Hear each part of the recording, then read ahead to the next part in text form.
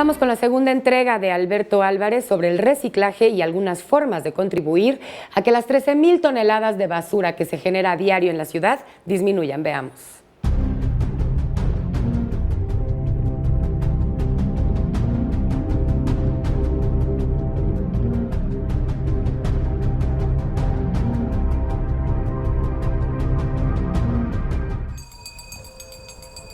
Al final del día, cada mexicano habrá producido 770 gramos de basura.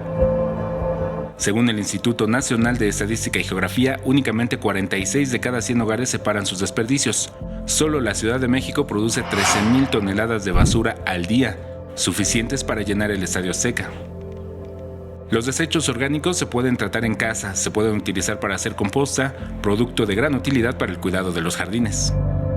Y es que los residuos orgánicos como desechos de frutas, desechos de jardinería, de café, las bolsas de té, se pueden colocar en recipientes con tierra para que estos al descomponerse se transformen en abono para las plantas.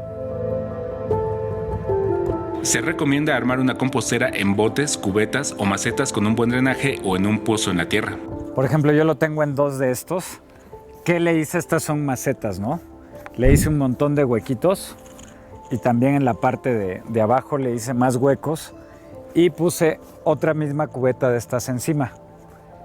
Y bueno, aquí en el huerto pues tenemos lombrices, aquí se las podemos vender o compartir, intercambiar. Y lo que sucede es que cuando yo pongo la materia orgánica aquí, ¿no? Las lombrices están abajo y suben por los huequitos y comienzan a comer los residuos. Los residuos inorgánicos que no se pueden reciclar acaban en rellenos sanitarios o en tiraderos a cielo abierto. Es importante separarlos para que los demás no se contaminen.